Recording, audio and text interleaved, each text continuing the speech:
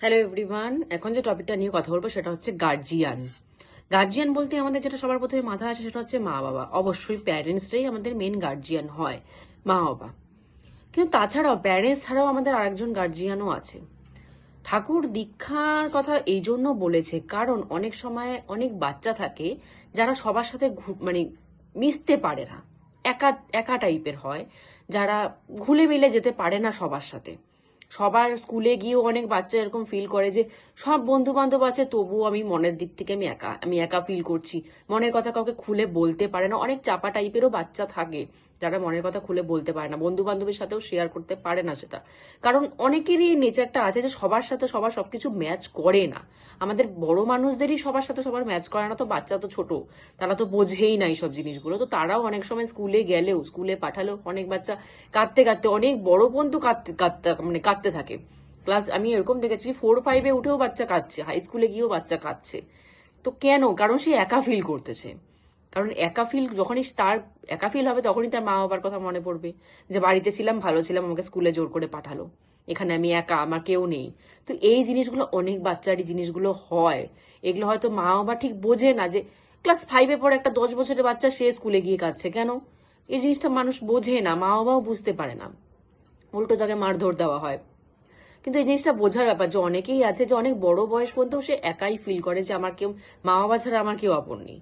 আমি স্কুলে যাচ্ছি তবুও আমার মা বাবা বন্ধু বান্ধব সবাই আছে তবুও একা ফিল করে। তো এই জন্য ঠাকুর দীক্ষার ব্যাপারটা মানে বারবার প্রেশার দিয়ে বলেছে যে দীক্ষা 12 বছর বয়সে দীক্ষাটা দাও। তাহলে কি হবে, বাচ্চাকে যদি এই জিনিসটা বোঝানো যায়, একটা 12 বছরের বাচ্চাই সে, তাকে যদি এই জিনিসটা বোঝানো যায় যে মা বাবা তো সব জায়গায় যেতে পারবে না, তুমি আজকে স্কুলে যাচ্ছ, টিউশন যাচ্ছ, কলেজ যাবা, সব কিছুতে তো মা বাবা পিছন পিছন ছুটতে পারে না, তাদেরও পার্সোনাল কাজ আছে, সংসার আছে, ইনকাম করতে হয়। সব বাচ্চার পিছনে তো সবসময় মা বাবা ছুটতে পারে না। কিন্তু তোমরা একা নাও, তোমাদের সাথে কানেকশন যেহেতু দীক্ষা নিয়ে দিয়েছি, কানেকশন ঠাকুরের কানেকশন আছে, তো তোমরা একা কোনোভাবেই তোমরা একা নাও। যখনই ফিল হবে যে তোমরা একা, সাথে সাথে নাম করবে, সব সময় নাম করবে। নাম যত করবে সেলফ কনফিডেন্স বাড়বে, মনে হবে যে আমার ঠাকুর সাথে সারাক্ষণ আমার সাথে আছে, আমার আরেকজন গার্জিয়ান, মা বাবা ছাড়াও, প্যারেন্টস ছাড়াও আমার আরেকজন গার্জিয়ান, সে আমার সাথে সারাক্ষণ আছে, কই আমি একা। এই ফিলিংসটা যদি হয় বাচ্চাদের, এই জন্য দীক্ষার কথা ঠাকুর বলে দিয়েছে যে দীক্ষা 12 বছর বয়সে দেওয়াও। তাহলে কি হবে, সে একা ফিল করবে না, সে মনের দিক থেকে একা ফিল করবে না, সে মা বাবা পাবে না ঠিকই, স্কুলে গিয়েও সে একা ফিল করবে না, সে মনে করবে যে আমার ঠাকুর তো আমার সাথে আছে, মা বাবা নেই ফিজিক্যালি, কেন তার মানে মা বাবা নেই তো কি হয়েছে, আমার ঠাকুর তো আমার সাথে সারাক্ষণ আছে। সে যখন আছে তাহলে আমার তো আর একা ফিল হচ্ছে না।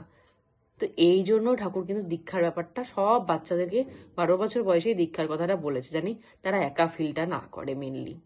কারণ আজকালকার দিনে মেয়েরা কলেজ যাচ্ছে, বিশেষ করে মেয়েদের কথা, স্কুলে যাচ্ছে, কলেজ যাচ্ছে, কত কিছু হচ্ছে রাস্তা, তাদের সাথে কত নোংরামি হচ্ছে।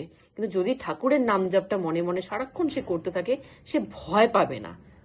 আমরা বিশেষ করে আমাদের মন ভয় পাইয়ে আমাদেরকে দিয়ে আগের থেকেই অবস্থা খারাপ করে রেখে দেয়।